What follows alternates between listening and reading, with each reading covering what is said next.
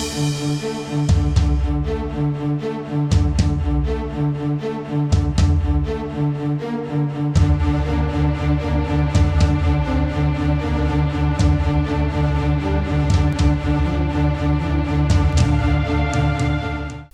हसीना पर मोहम्मद यूनुस ने कसा तंज, बता दिया राक्षस।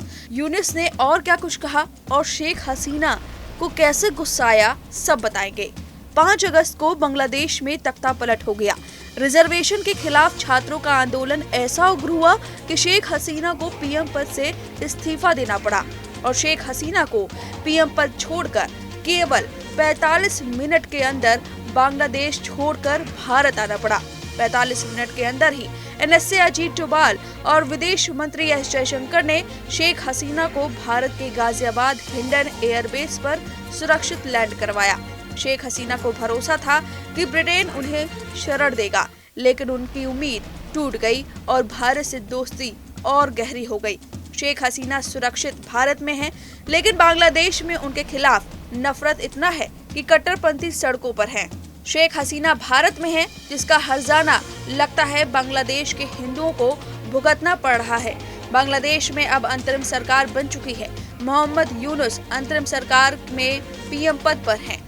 उनके पीएम बनते ही पीएम मोदी ने उन्हें बधाई दी और अल्पसंख्यकों की सुरक्षा के लिए अपील की, लेकिन कोई खास असर दिखाई नहीं पड़ा। यहाँ तक कि अपनी 16 मंत्रिमंडल में उन्होंने एक हिंदू विरोधी छवि वाले खालिद हुसैन को धार्मिक मंत्री बना डाला, जिसके बाद ऐसा लग रहा था कि नोबेल प्राइज विजेता शांति दूत यूनुस ने पीएम मोदी की अपील को नजरअंदाज कर दिया। हालांकि मिली जानकारी के मुताबिक यूनुस सरकार पर भारत ने दबाव बनाया, जिसके बाद यूनुस का रवैया अब हिंदुओं के लिए बदला है।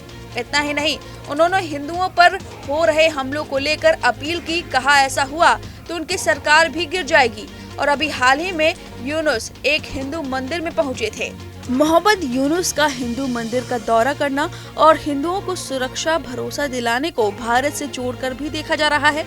कहा जा रहा है कि बांग्लादेश की मौजूदा सरकार भारत से रिश्ते को और मजबूत करने की कड़ी में ये सब कर रही है, लेकिन मोहम्मद यूनुस ने बांग्लादेश की पीएम शेख हसीना पर तंज कसा है। शेख हसीना पर हमला बोलते हुए उन्होंने कहा कि ये छात्र ही थे जिन्होंने बीड़ा उठाया और उनकी कुर्बानी के बाद आखिरकार वह पल आया कि उस राक्षस को देश छोड़कर जाना पड़ा। यूनुस ने इस दौरान उन छात्रों को श्रद्धांजलि दी जो विरोध प्रदर्शन के दौरान झड़प में मारे गए थे। साथ ही उन्होंने छात्रों से मामले की जांच का वादा भी किया।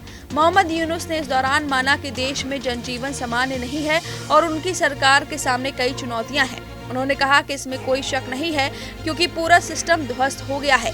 कई नई सरकार बनी है और हमें फिर से शुरुआत करनी है। जब आप नए फैसले लेने शुरू करते हैं तो कुछ लोग आपके निर्णय पसंद करेंगे और कुछ लोग पसंद भी नहीं करेंगे।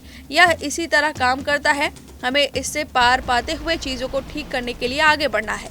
मोहम्मद यूनुस ने गुरुवार को अंतरिम सरकार के प्रमुख के रूप में शपथ ली। इस सरकार में 16 लोगों की सलाहकार परिषद है। इसमें 2 छात्र नेता नाहिद इस्लाम और आसिफ महमूद भी शामिल हैं।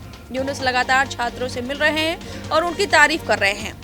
वहीं शेख हसीना ने बांग्लादेश में दंगाइयों को सजा देने की मांग की है। उन्होंने अपने पिता और बांग्लादेश के संस्थापक शेख मुजीबुर रहमान की मूर्ति को तोड़े जाने के मामले में न्याय की गुहार लगाई है। शेख हसीना का यह बयान उनके बेटे साजिद वाजिद ने अपने एक्स हैंडल पर पोस्ट किया है। शेख हसीना ने कहा कि मेरी संवेदनाएं मेरे जैसे उन लोगों के साथ है जो अपने प्रियजन को खोने के डर से जूझ रहे हैं।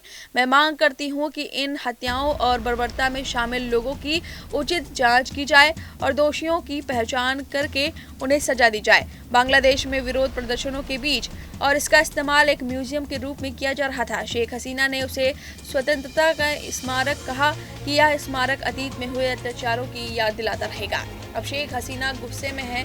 लगातार बांग्लादेश में अत्याचार बढ़ रहा है। वहीं यूनुस ने सुरक्षा की बात कही है। देखना होगा क्या हालात सुधरते हैं या नहीं। फिलहाल इस खबर पर आपकी जो भी राय है हमें कमेंट करके जरूर बताएं। न्यूज नेशन अब व्हाट्सएप पर खबरों की ताजा अपडेट के लिए न्यूज नेशन के इस QR कोड को स्कैन करें।